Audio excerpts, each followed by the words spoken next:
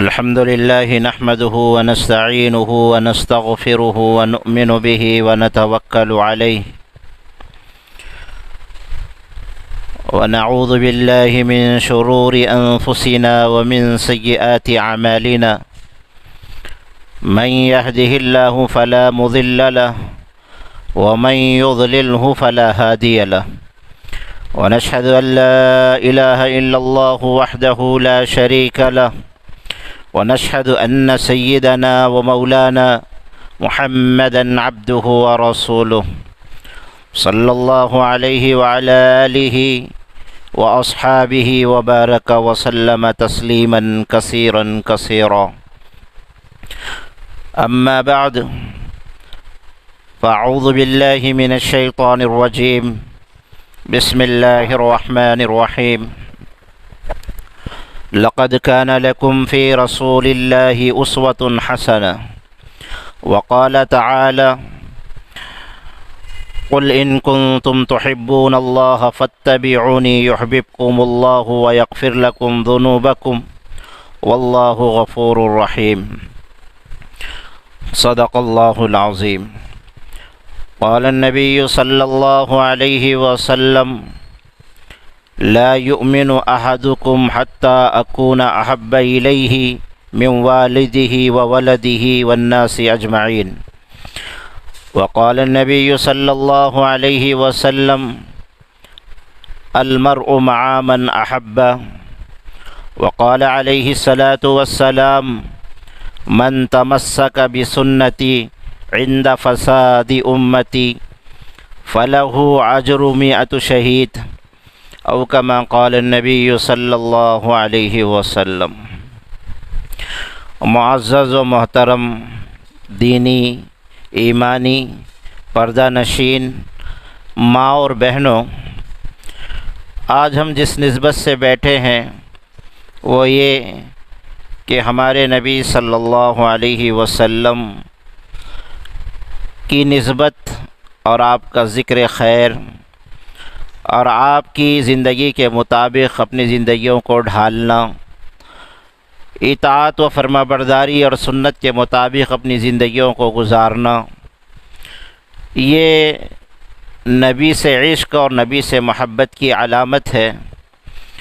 قرآن کہتا ہے کہ ہم نے تمہیں زندگی کے گزارنے میں ایک نمونہ دیا ہے، ایک آئیڈیل دیا ہے، اس کے مطابق اپنی زندگیوں کو ڈھالو، اس کے مطابق اپنی زندگیوں کو نمونہ بنا لو، تم دنیا میں بھی کامیاب ہوگے اور آخرت میں بھی کامیاب ہوگے. لقد کان لکم فی رسول اللہ اسوۃ حسنہ. کہ قرآن کہتا ہے ہم نے تمہیں زندگی کے گزارنے میں نبی کے طریقے کو نمونہ بنایا ہے. اب کسی اور نمونے کی ضرورت نہیں اور کسی طریقے کی ضرورت نہیں. اللہ کے نبی کا طریقہ ہمارے لیے دنیا اور آخرت میں کامیابی کی ضمانت اور زندگی کے گزارنے کا بہترین طریقہ اللہ تعالیٰ نے ہمیں نبی کی شکل میں اس امت کو دیا ہے. میری ماں اور بہنوں، محبت کہتے ہیں اطاعت کو، اسی لیے کہا گیا کہ ان المحب،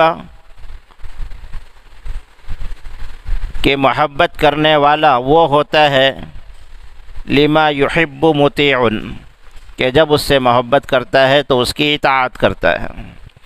کہ محبت کی مثال اور محبت کرنے کی جو دلیل ہے وہ اطاعت ہے. کہ ہم اللہ کے نبی صلی اللہ علیہ وسلم کی زندگی کو اپنے شب و روز میں، زندگی کے گزارنے کے ہر شعبے میں، چاہے معاملات ہو، معاشرت ہو، شادی بیاہ ہو، اٹھنا بیٹھنا ہو، سونا جاگنا ہو، کھانا پینا ہو، اللہ کے نبی کی زندگی ہمارے لیے نمونہ ہے.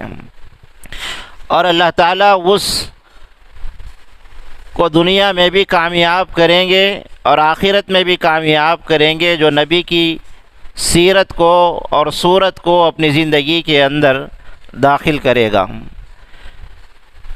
تو میری ماں اور بہنوں، یہ ماہ مبارک آ کر ہمیں یہ پیغام دیتا ہے، یہ درس دیتا ہے کہ دیکھو جس نبی کی امت کا تم محبت کا دم بھرتے ہو، اس نبی کے جیسے بنتے کیوں نہیں ہو۔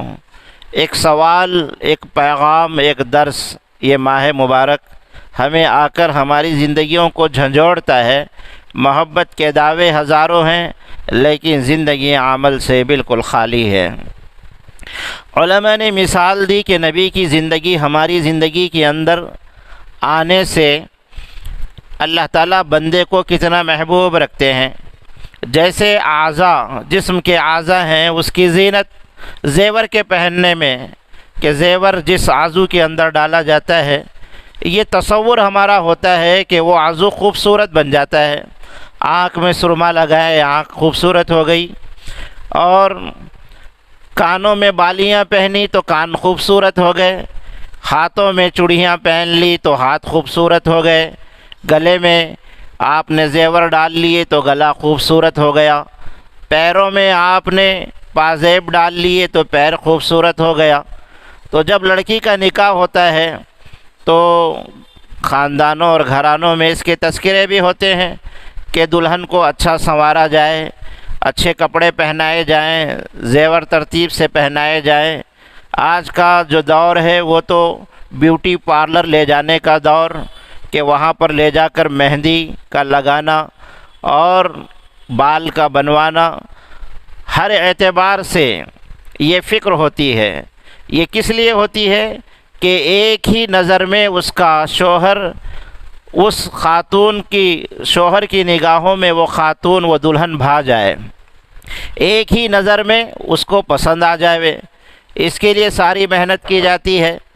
فرمایا اہل اللہ نے کہ اسی طریقے سے کہ جیسے فکر ہوتی ہے کہ دلہن ایک ہی نظر میں دلہے کو پسند آ جائے، اس کے خاوند کو بھا جاوے، ایسے ہی جو بندہ اپنے جسم کے اندر نبی کی سنتوں کو داخل کر لیتا ہے، چہرہ نبی کے جیسا ہے، لباس نبی کے جیسا ہے، چلنا اٹھنا بیٹھنا گفتار بولنا، ساری چیزیں نبی کی جیسی سنتوں سے اس کے اعضاء مزین ہیں، تو جیسے ایک نگاہ میں دلہے کو دلہن پسند آتی ہے، ایسے ہی وہ امتی اللہ کو پسند آ جاتا ہے جس کا جسم سنتوں سے بھرا ہوا ہوتا ہے۔ اہل اللہ نے اس کی مثال دی۔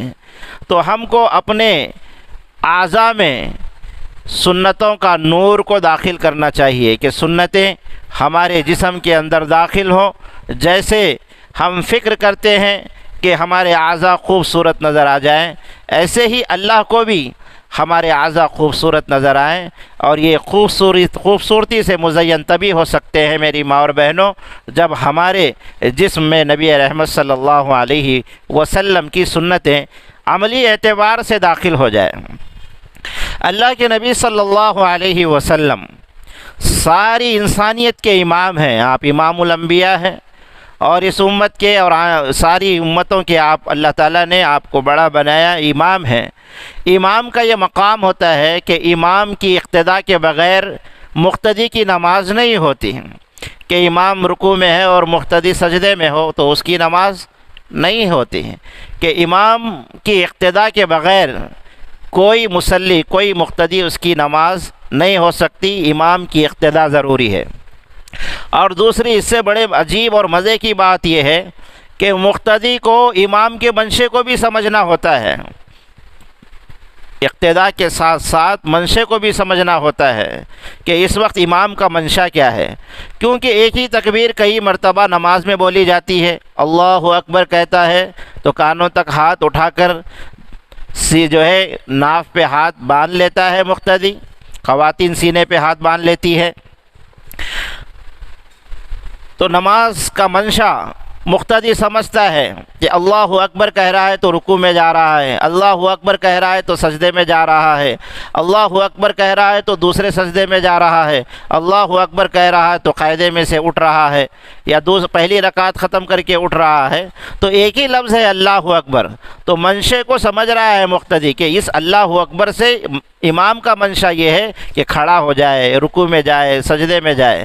اسی طریقے سے اللہ کے نبی صلی اللہ علیہ وسلم السلام کی اقتداء کے ساتھ ساتھ امت کو اللہ کے نبی کے منشے کو بھی سمجھنا اور اس کو اپنی زندگی کے اندر لانا بے حد ضروری ہے۔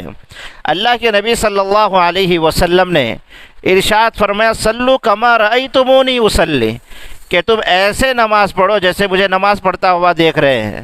علماء فرماتے ہیں کہ اللہ کے نبی صلی اللہ علیہ وسلم نے نماز کے ذریعے سے ہماری پوری زندگی سکھا دی۔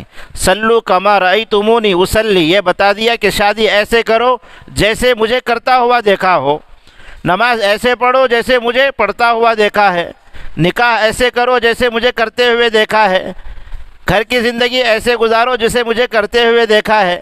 تو ہر جگہ اللہ کے نبی کا یہ پیغام ہے کہ تجارت ایسے کرو جیسے مجھے کرتے ہوئے دیکھا ہے، بہو بیٹیوں کے ساتھ ایسے سلوک کرو جیسے مجھے کرتے ہوئے دیکھا ہے۔ تو یہ ساری زندگی اللہ کے نبی صلی اللہ علیہ وسلم کی زندگی ہمارے لیے نمونہ ہے۔ نماز کے ذریعے اللہ کے نبی صلی اللہ علیہ وسلم نے زندگی کے ہر گزارنے کے شعبے میں اپنے آپ کو امام بتایا کہ میری اتباع اور میری پیروی کے بغیر نہ تمہاری دنیا کامیاب ہو سکتی ہے، نہ آخرت میں تمہاری سرخ روئی ہو سکتی ہے۔ اسی لیے اپنی زندگیوں کو اللہ کے نبی صلی اللہ علیہ وسلم کے زندگی کے مطابق ڈھالنا اور نمونہ بنانا یہ امت کا کام ہے۔ اگر ہم نبی کی زندگی کو نمونہ نہیں بنائیں گے اور مغربی تہذیب اور نئی تمدن اور نئی تہذیب کے پیچھے بھاگیں گے تو دنیا میں بھی ناکامی، میری ماں اور بہنوں، اور آخرت کی لامحدود جو زندگی ہے وہ بھی جو ہے اس میں بھی ہماری ناکامی ہوگی۔ اسی لیے اللہ تبارک و تعالیٰ نے فرمایا لقد کان لکم فی رسول اللہ اسوۃ حسنہ، کہ محبت اللہ کے نبی سے ہو تو اطاعت کے ساتھ زندگی کے گزارنے کو یہ کہتے ہیں کہ اگر ہم نمونہ نہیں بنائیں گے تو بغیر نمونے کی چیزیں ہمیں پسند نہیں آتی، نمونہ ہوتا ہے تو اس چیز کو پسند کرتے ہیں۔ مثلاً آپ ٹیلر کے پاس جاتے ہیں، ٹیلر کو اپنا ناپ دیتے ہیں یا اپنا کوئی وہ کپڑا دیتے ہیں جو آپ کے جسم پر فٹ بیٹھتا ہے اور صحیح طریقے سے آپ کے جسم پہ آتا ہے، لے جا کر آپ ٹیلر کو دیتے ہیں نمونے کے طور پر، ناپ کے طور پر۔ اب وہ آپ کے اس ناپ کو اور اس کپڑے کو جو آپ نے نمونے کے اعتبار سے سلوانے کے لیے دیا ہے تو اس کے مطابق نہیں سیتا، گلا اس کے مطابق نہیں ہے، آپ کا گلا تنگ ہو گیا، آستین لمبی ہو گئی یا چھوٹی ہو گئی، ازار جو ہے چھوٹی ہو گئی یا کم ہو گئی، تو اس کے اندر 1 انچ کی کمی بیشی بھی ہمیں برداشت نہیں ہوتی کہ نمونے کے خلاف تم نے سی دیا ہو۔ میری ماں اور بہنوں، غور کرنے کا مقام ہے کہ ہم ایک معمولی کپڑے کو دیتے ہیں ٹیلر کو، اس نمونے کے مطابق نہیں سیتا ہے اور 1 انچ کپڑا ہمیں کم اور چھوٹا ہونا گوارا نہیں، برداشت نہیں کر سکتے، تو اللہ بھی ہماری زندگیوں کو کیسے برداشت کریں گے جو نبی صلی اللہ علیہ وسلم کے نمونے کے خلاف ہوں گی، نبی کے طریقے کے خلاف ہوں گی۔ تو معمولی کپڑا ہمیں 1 انچ کی کمی اور بیشی سے گوارا نہیں ہے اس کو لینا، ہم کہہ دیتے ہیں کہ کپڑا ضائع کر دیا، تم ٹیلر نہیں حجام ہو، ایسے الفاظ ہم کہتے ہیں۔ تو اللہ کے نبی صلی اللہ علیہ وسلم کے طریقے کے مطابق ہماری زندگی ہوگی اور نبی کے زندگی کے مطابق ہماری زندگی نہیں ہوگی، اس کے اندر کمی بیشی ہوگی، تو کل قیامت میں اللہ ہم سے بھی یہی پوچھیں گے کہ تمہیں نمونہ دیا تھا زندگی کے گزارنے کا، تم نے اس نمونے کے مطابق اپنی زندگی کو جو ہے چلایا یا نہیں چلایا۔ تو سنت کی مہر امتی کے اوپر لگی ہوئی ہوگی تو وہ کامیاب ہوگا۔ شہروں کے اندر سلاٹر ہاؤس ہوتے ہیں، مذبح خانے، جانوروں کو وہاں پر ذبح کیا جاتا ہے۔ اب وہ تندرست جانور ہوتا ہے، ذبح کیا جاتا ہے تو حکومت کی مہر اس کے اوپر لگتی ہے۔ اب وہ گوشت وہاں سے شہر میں بکنے کے لیے آتا ہے تو نمائندے حکومت کے دیکھتے ہیں کہ اس کے اوپر مہر لگی ہوئی ہے، گوشت کے اوپر ایک قسم کی مہر لگاتے ہیں کہ بھئی یہ گوشت بیچ سکتے ہیں اور کھا سکتے ہیں، یہ تندرست جانور کا گوشت ہے۔ اب وہ مہر نہیں لگی ہوئی ہوتی ہے تو وہ گوشت شہر میں داخل ہونے نہیں دیا جاتا، واپس کر دیا جاتا ہے۔ فرماتے ہیں کہ اسی طریقے سے قیامت میں اللہ تعالیٰ نبی پاک صلی اللہ علیہ وسلم کی امت کے اوپر مہر کے نشانات، سنت کی مہر کے نشانات دیکھیں گے تو وہ ان کے لیے جنت میں جانے کا سبب ہوگا۔ اگر کسی کے اوپر سنت کی مہر نہیں ہے تو میری ماں اور بہنوں، ان کی زندگیاں پتہ نہیں ان کا کیا ہونے والا ہے۔ اسی لیے اپنی زندگی کو نبی کی زندگی کے مطابق گزارنا اور نبی کی سنتوں کو اپنی زندگی کے اندر لے کر آنا، یہ ہماری دنیا اور آخرت دونوں جگہ کی کامیابی کا ضامن ہے۔ اللہ کے نبی صلی اللہ علیہ وسلم نے ارشاد فرمایا، ترکت فیکم امرین، کہ میں دو چیزیں تمہارے درمیان میں چھوڑ کے جا رہا ہوں۔ صحابہ نے پوچھا، اے اللہ کے نبی وہ کیا چیزیں ہیں؟ اللہ کے نبی نے فرمایا، دو چیزیں میں تمہارے درمیان میں چھوڑ کے جا رہا ہوں، جب تک تم اس کو پکڑے رہو گے لن تضلوا، تم کبھی گمراہ نہیں ہو سکتے، تم ناکام نہیں ہو سکتے، تم گمراہی کی طرف نہیں جا سکتے۔ صحابہ نے پوچھا، اللہ کے نبی وہ کیا چیز ہے؟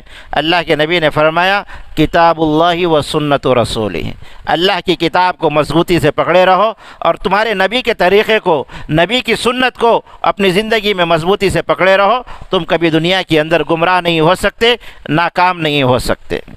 سنت کسوٹی ہے، ہماری کامیابی کی کسوٹی ہے۔ کسوٹی اگر ہماری مضبوط ہوگی تو ہم آخرت میں کامیاب ہوں گے۔ جیسے سنہار کے پاس آپ سونا لے جاتے ہیں، وہ گھس کر دیکھتا ہے، اس کی کسوٹی کو معلوم کرتا ہے کہ یہ سونا کھرا ہے یا کھوٹا ہے، 22 کیرٹ کا ہے یا 24 کیرٹ کا ہے۔ خواتین اکثر آج کل بازاروں میں وہی جاتی ہے، زیادہ تجربہ ہے سونے کے خریدنے کا، گھس کر دیکھتا ہے، سونے کو معلوم کرنے کی کسوٹی ہوتی ہے۔ اسی طریقے سے یہ اللہ کے نبی کا امتی ہے، اس کی کسوٹی یہ ہوگی کہ اس کے اندر زندگی میں سنتیں ہوگی۔ سنت جو ہے سونے کی پہچان، اس کی کسوٹی معلوم کرنے کے لیے گھس کر دیکھا جاتا ہے۔ امتی حقیقی معنی میں نبی کا امتی ہو، اس کی کسوٹی یہ ہے کہ اس کی زندگی کے اندر اللہ کے نبی صلی اللہ علیہ وسلم کی سنتیں ہوں گی۔ اگر سنتیں نہیں ہوں گی تو جیسے سونا وہ جعلی ہوتا ہے، یہ امتی بھی اللہ کے نبی کا امتی کہلانے کے لائق نہیں ہے، کیونکہ یہ کسوٹی پر، نبی کی کسوٹی پر اور نبی کی سیرت پر اور نبی کی سنت پر پورا نہیں اترا ہے۔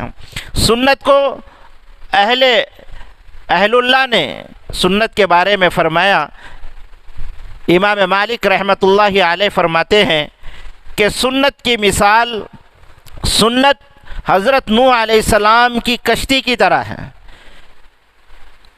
کہ جو نوح علیہ السلام کی کشتی میں سوار ہو گیا وہ اللہ کے اس عذاب طوفان نوح سے بچ گیا تھا۔ جو اللہ کے نبی کی سنت پر عمل کرنے والا ہے وہ ہر طرح کی گمراہی سے بچ جائے گا۔ کہ سنت پہ چلنے والے کی مثال ایسی ہے جیسے کہ کشتی نوح میں وہ بیٹھ گیا ہے، اس کی مثال، سنت کی مثال امام مالک رحمۃ اللہ علیہ نے دی ہے۔ جنید بغدادی رحمۃ اللہ علیہ کا ایک مرید ان کی خدمت میں آیا، 10 سال ان کی خدمت میں رہا، اور رہنے کا مقصد یہ تھا کہ حضرت کی کوئی کرامت دیکھوں کہ اتنے بڑے اللہ والے ہیں، کوئی کرامت کا ظہور ہو جائے اور کرامت کو دیکھوں۔ 10 سال آپ کی خدمت میں رہا، 10 سال کے بعد جانے لگا اور اس نے نہیں دیکھا کہ کوئی کرامت حضرت کی صادر نہیں ہوئی، تو بھانپ لیے کہ بھئی کیوں آیا تھا؟ پوچھا کہ کیا بات ہے؟ جانے لگے۔ کہا حضرت میرے آنے کا جو مقصد تھا وہ پورا نہیں ہوا۔ کیا تمہارا کیا مقصد تھا؟ کہا میرا مقصد یہ تھا کہ آپ اللہ کے اتنے بڑے ولی ہیں، جنید بغدادی ہیں، تو کوئی آپ کی کرامت دیکھوں، یہ منشا اور یہ مقصد تھا کہ اہل اللہ سے کرامات کا صدور ہوتا ہے۔ میں 10 سال آپ کی خدمت میں رہا لیکن کوئی کرامت میں نے نہیں دیکھی۔ تو حضرت جنید بغدادی رحمۃ اللہ علیہ نے اس سے فرمایا کہ بیٹھ، بٹھایا اور کہا کہ 10 سال میں کیا تو نے مجھے دیکھا کہ کوئی میری نماز قضا ہوئی؟ کیا تو نے مجھے دیکھا کہ میں کھانا نبی کی سنت کے طریقے کے مطابق کھایا نہیں کھایا؟ کیا تو نے یہ نہیں دیکھا کہ میری راتیں جو گزری وہ نبی کے طریقے کے مطابق گزری یا نہیں گزری؟ میں وضو نبی کے طریقے کے مطابق کرتا تھا یا نہیں کرتا تھا؟ میرا چلنا، میرا اٹھنا، میرا بیٹھنا سنت کے مطابق تھا یا نہیں تھا؟ تو وہ کہنے لگا حضرت آپ کا ہر عمل سنت کے مطابق تھا اور اللہ کے نبی صلی اللہ علیہ وسلم کے سنت کے مطابق آپ کی شب و روز گزرتے ہیں، کوئی سنت آپ کی نہیں چھوٹتی۔ تو جنید بغدادی رحمۃ اللہ علیہ نے فرمایا اس سے بڑی کرامت کیا ہو سکتی ہے کہ کوئی بندہ اللہ کے نبی کا امتی ہو اور نبی کی کوئی سنت چھوٹ جائے، اس سے بڑا کوئی معجزہ میرے نزدیک نہیں ہے۔ تو اپنی زندگی کے اندر سنتوں کو داخل کرنا یہ سب سے بڑا جو ہے کرامت ہے، اور نبی پاک صلی اللہ علیہ وسلم کا سچا عشق ہے۔ بایزید بستامی رحمۃ اللہ علیہ فرماتے ہیں کہ 20 سال میں اپنے نفس کا مجاہدہ کرتے رہا، اپنے نفس کو مجاہدے پہ چلاتا رہا، نفس کے خواہشوں کو دباتا رہا، نفس کے خلاف اپنی زندگی کو گزارا۔ فرماتے ہیں لیکن میں نے سنت پر چلنے کا جو مجاہدہ ہے اس سے بڑا کوئی مجاہدہ میں نے نہیں پایا، کہ اپنے آپ کو سنتوں پر چلانا یہ سب سے بڑا مجاہدہ ہے۔ فرماتے ہیں مجدد الفسانی رحمۃ اللہ علیہ کہ اپنی مرضی سے ہزاروں نفلی عبادتیں کرنا یہ آسان ہے، اور فرماتے ہیں کہ اس سے نفس پلتا ہے، سنورتا نہیں ہے۔ ہزاروں نفلی عبادتیں اور ہزاروں رکعت تہجد میں شب بیداریاں اٹھ کر ہزاروں رکعتیں پڑھنا، اس سے نفس پلتا ہے، سنورتا نہیں۔ پھر آگے فرماتے ہیں نفس کا مجاہدہ سنت پر چلنا ہے۔ پھر آگے اس سے بڑی عجیب بات آپ فرماتے ہیں کہ تھوڑی دیر کا قیلولہ، دوپہر کے وقت میں اللہ کے نبی صلی اللہ علیہ وسلم کھانا کھانے کے بعد چند لمحے آرام کر لیتے تھے، چاہے آنکھ لگے یا نہ لگے، 15 منٹ 20 منٹ سونے کو کھانے کے بعد دوپہر کے وقت میں قیلولہ کہتے ہیں، اور یہ قیلولہ کرنا نبی کی سنت ہے۔ تو آپ فرماتے ہیں کہ قیلولہ کرنا کروڑہا نفلی شب بیداریوں پر وہ اجر نہیں ملتا جو قیلولہ کرنے پہ ملتا ہے۔ یہ اہل اللہ کے ارشادات ہیں کہ آج ہمیں سنت کی کوئی اہمیت نہیں ہے، سنت کو ہم سنت سمجھ کے چھوڑتے ہیں حقارت کی وجہ سے۔ حضرت مولانا یوسف صاحب کاندلی رحمۃ اللہ علیہ اکثر فرمایا کرتے تھے کہ صحابہ میں اور ہم میں یہ فرق ہے کہ صحابہ سنت کو سنت کی اہمیت کی وجہ سے سنت سمجھ کر عمل کرتے تھے کہ یہ سنت ہے۔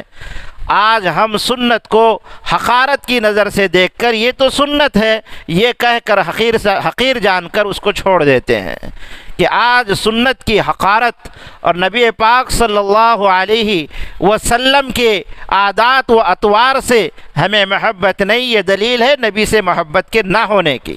صرف زبانی جمع خرچ نبوت محبت کے دعوے کرنا اور گلی کوچوں میں شور مچاتے ہوئے جانا اور نبی کی محبت کا دم بھرنا اور زندگیاں نبی کی محبت اعمال سے خالی ہے، یہود و نصارہ کے طریقے کے مطابق زندگیاں گزر رہی ہے، تو میری ماں اور بہنوں یہ محبت نہیں، یہ عداوت ہے، یہ محبت نہیں، یہ نفرت کی دلیل ہے، یہ محبت نہیں، صرف دکھاوا ہے۔ محبت ہوتی ہے تو عمل کے مطابق زندگیوں کے اندر عمل آتا ہے، کہ ہم جس سے محبت ہوتی ہے اس جیسا بننے کی خواہش اور تمنا ہمارے دل کے اندر پیدا ہوتی ہے۔ آپ کا شیرخوار بچہ ہے، دودھ پیتا بچہ ہے، آپ وہ بچہ اس کو صحیح الفاظ بولنے بھی نہیں آتا، وہ دودھ کو دودو دودو کہتا ہے، تو ماں کو اپنے بچے سے محبت ہو گئی اور باپ کو اپنے بچے سے محبت ہو گئی، تو وہ ماں باپ بھی صحیح الفاظ ادا کر سکتے ہیں، دودھ کہہ سکتے ہیں، لیکن بچے سے محبت ہے تو اس جیسے الفاظ کو اپنی زبان سے دہراتے ہیں، وہ بھی دودو دودو کہتے ہیں۔ کیوں؟ بچے سے محبت ہے تو اس کی افعال، اس کے اس جیسے سکنات اور اس جیسے بولوں سے بھی محبت ہو جاتی ہے۔ یہ محبت کی دلیل ہے کہ بچے سے محبت ہے تو بچوں کے جیسے باتیں ہم کرنے لگ جاتے ہیں، تتلا ہے تو تتلے باتیں کرنے لگ جاتے ہیں۔ کیوں؟ محبت اس جیسا بنانے کی طرف دلیل لے کر جاتی ہے۔ ایسا ہی بننے کی فکر ہماری زندگیوں کے اندر ہوتی ہے کہ جس سے محبت ہوتی ہے اس جیسا بننے کی فکر بھی اور اس جیسا بننے کی تمنا دل کے اندر پیدا ہوتی ہے۔ صحابہ کو محبت تھی اللہ کے نبی سے، تو انہوں نے اپنے اطوار کو، اپنے طریقے کو وہ چیزیں بھی کر کے بتلائی جو ان کے اختیار میں نہیں تھے۔ ایسے ایسے افعال اور ایسے ایسے کام صحابہ کی زندگی آپ اٹھا کر دیکھیں۔ ان سے بڑا عاشق کون تھا؟ اور عشق کی مثال انہوں نے جھنڈے لہرا کر نہیں دی، گلی کوچوں میں نبی پاک صلی اللہ علیہ وسلم کے نبی پاک صلی اللہ علیہ وسلم کا جلوس نکال کر نہیں دی، بلکہ محبت کے ذریعے سے دلیل بتائی کہ ہمیں نبی سے محبت ہے تو ہم نے نبی کے جیسے اپنے اعمال کو بنا لیا ہے۔ ہجرت کا سفر ہے، حضرت ابو بکر رضی اللہ عنہ حضور صلی اللہ علیہ وسلم کے ہم رکاب ہیں، حضور صلی اللہ علیہ وسلم کا ہو بہو نمونہ تھے۔ صحابہ کے بارے میں آتا ہے کہ مسجد نبوی میں اللہ کے نبی کو گھیرے ہوئے بیٹھے ہوتے تھے۔ آنے والا اعرابی دیہاتی مسجد نبوی میں داخل ہوتا اور ایمان لانے کے لیے، نبی سے فیض حاصل کرنے کے لیے مسجد نبی میں داخل ہوتا، اور اس کی آنکھیں دھوکہ کھا جاتی تھی کہ یہ نبی کون ہے اور امتی کون ہے۔ دیکھتا کہ ہر ایک کا حلیہ ایک ہے، ہر ایک کا اٹھنا بیٹھنا ایک ہے، اور ہر ایک کی چال ڈھال ایک ہے، ہر ایک کا لباس ایک ہے، ہر ایک کا چہرہ ایک ہے، ایک ہی ایک نظر آتے ہیں اور ایک ہی رنگ میں رنگے ہوئے ہیں۔ آنے والا یہ آواز لگاتا، من فیکم محمدا من منکم محمدا، ارے بتاؤ تو صحیح تم میں محمد کون ہے؟ پہچاننے والا پہچانتا نہیں تھا، کیوں کہ ایک جیسا لباس اور ایک جیسی چال ڈھال، ایک جیسی مشابہت ساروں میں وہ دیکھتا تھا، تو اس کو محسوس نہیں ہوتا تھا کہ اس میں نبی کون ہے اور امتی کون ہے۔ ایسے صحابہ نے اپنے نبی کے رنگ میں اپنے آپ کو ڈھلا تھا، نبی کے طریقے کے مطابق اپنی زندگیوں کو بنا لی تھی کہ آنے والا شک و شبے میں پڑ جایا کرتا تھا کہ جو ہے نبی کون ہے اور محمد اور صحابی کون ہے۔ ابو بکر رضی اللہ عنہ ساتھ میں چلے ہجرت کے سفر میں، آپ پہنچے وہاں پر، مدینہ پہنچے، صحابہ کی ایک بڑی جماعت منتظر تھی آپ صلی اللہ علیہ وسلم کی آمد کی کہ آپ آئیں تو آپ کا استقبال کریں۔ جب حضور صلی اللہ علیہ وسلم اور ابو بکر رضی اللہ عنہ مدینے میں پہنچے تو وہاں پر لوگوں کی بھیڑ تھی اللہ کے نبی کو دیکھنے اور ملنے کی، تو حضرت ابو بکر رضی اللہ عنہ آگے بڑھے، حضور صلی اللہ علیہ وسلم سے آگے بڑھے، اور صحابہ ملنے کے لیے جوق در جوق آئے تو ابو بکر رضی اللہ عنہ نے اپنا ہاتھ آگے بڑھایا تو لوگ ملنے لگے اور یہ اس خیال سے مل رہے ہیں کہ اللہ کے نبی بیٹھے ہوئے ہیں، ابو بکر کھڑے ہوئے ہیں، اور لوگ ابو بکر رضی اللہ عنہ سے مل رہے ہیں اس وجہ سے کہ یہ محمد الرسول اللہ کے نبی ہیں۔ جب تھوڑی سی شعاعیں بلند ہوئی اور سورج کی گرمی اور تپش محسوس ہونے لگی تو جب لوگ مل چکے، ابو بکر رضی اللہ عنہ نے اپنے کاندھے سے چادر نکالی اور نکال کر اللہ کے نبی صلی اللہ علیہ وسلم پر اس سورج کی کرنوں اور تپش اور اس سورج کی روشنی سے سایہ کیا کہ اللہ کے نبی کو گرمی نہ لگے اور سورج کی دھوپ نہ لگے، تو لوگ سمجھ گئے کہ امتی کوئی اور ہے اور نبی کوئی اور ہے۔ دیکھنے والوں کو محسوس نہیں، کیونکہ چال ڈھال رنگ سارا کا سارا اللہ کے نبی صلی اللہ علیہ وسلم کے مشابہ تھا۔ ایسا جو ہے صحابہ اکرام رضوان اللہ تعالی علیہ مجمعین نے اپنے آپ کو نبی کے رنگ میں ڈھالا تھا، نبی کی جیسی مشابہت کو اختیار کیا تھا۔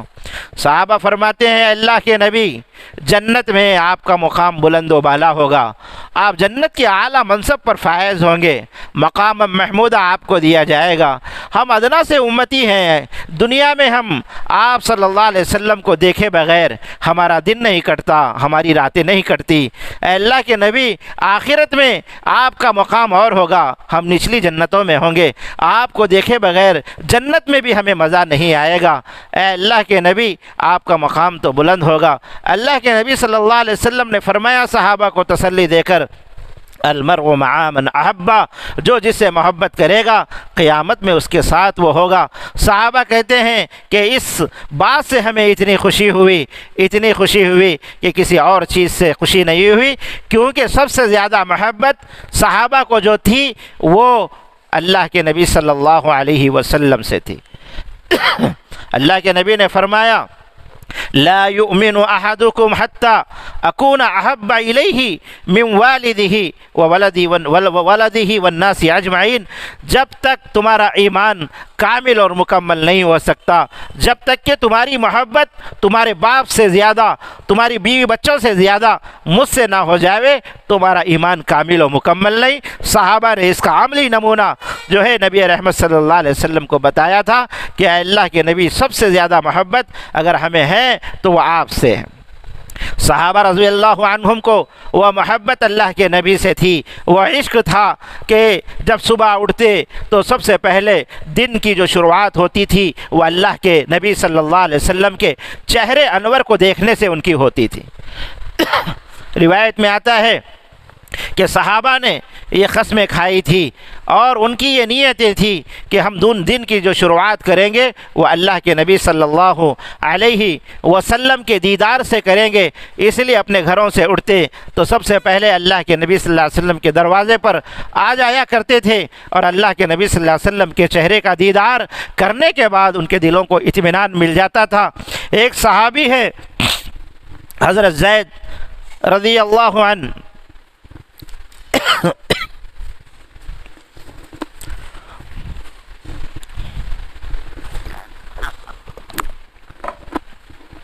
ایک صحابی ہیں حضرت عبداللہ ابن زید رضی اللہ عنہ، انہوں نے نبی رحمت صلی اللہ علیہ وسلم کے وصال کے بعد، دنیا سے پردہ فرمانے کے بعد یہ دعا کی کرتے تھے کہ اے اللہ، جس ہستی کو دیکھنے سے ہماری آنکھوں کو ٹھنڈک مل جایا کرتی تھی، وہ ہستی اس دنیا سے آپ نے پردہ فرما دیا، تو اب ان آنکھوں کو ہم لے کر کیا کریں؟ ہمارے آنکھوں کو تو نابینا کر دے، ہمارے آنکھوں کو تو اندھا کر دے۔ یہ محبت صحابہ اکرام رضوان اللہ تعالی علیہ مجمعین کی زندگیوں کے اندر تھی، وہ محبت کی دلیل بھی تھے اور عمل بھی زندگی کے اندر تھا، اور محبت کا حقیقی محبت اور عشق کا ثبوت بھی انہوں نے اپنے زندگیوں میں دیا ہے۔ ایک حبشی صحابی ہیں، کالے کلوٹے گھنگریالے بال ان کے ہیں، اللہ کے نبی صلی اللہ علیہ وسلم کو دیکھتے تھے، آپ کے چہرے انور کو، کہ آپ کا چہرے انور چاند کی طرح چمکتا ہوا ہوتا تھا۔ ایک صحابی فرماتے ہیں کہ میں نے 14ویں رات میں اللہ کے نبی کو دیکھا، کبھی چاند کو دیکھتا، کبھی اللہ کے نبی کو دیکھتا، اور یہ سوچتا کہ چاند خوبصورت ہے یا میرے نبی کا چہرہ خوبصورت ہے۔ آخر میں فرماتے ہیں کہ میں ایک سے کئی مرتبہ چاند کو دیکھا اور میرے محبوب کے چہرے کو میں نے دیکھا، آخر میں میرے دل نے کہا کہ چاند سے بھی زیادہ خوبصورت میرے نبی کا چہرہ ہے۔ اتنا حسین و جمیل چہرہ اللہ تعالیٰ نے میرے اور آپ کے نبی کا بنایا تھا۔ تو یہ صحابی دیکھتے کہ اللہ کے نبی کے بال تھوڑے سے خمدار ہیں، اور آپ صلی اللہ علیہ وسلم کے چہرے سر پر بیچ میں سے مانگ اپنے آپ نکل آیا کرتی تھی، نکالتے نہیں تھے، اپنے آپ نکل آیا کرتی تھی۔ آپ روزانہ کنگھا نہیں کرتے تھے، ایک کبھی کر لیا کرتے تھے، کبھی نہیں کرا کرتے تھے، کبھی آپ چپل پہن کر بھی چلتے تھے، کبھی آپ ننگے پیر بھی چلتے تھے۔ یہ آپ صلی اللہ علیہ وسلم کی سنتیں ہیں۔ تو یہ صحابی دیکھتے کہ حضور کے سر سے مانگ نکل آتی ہے درمیان میں سے، تو یہ ان کی بھی تمنا تھی کہ میرا چہرہ بھی اللہ کے نبی صلی اللہ علیہ وسلم کی طرح ہو، میرے سر کے بال بھی اللہ کے نبی کے سر کے مطابق ہوں۔ تو دیکھتے مانگ نکالتے، لیکن گھنگریالے بال تھے جس کی وجہ سے سر سے مانگ نہیں نکلتی تھی۔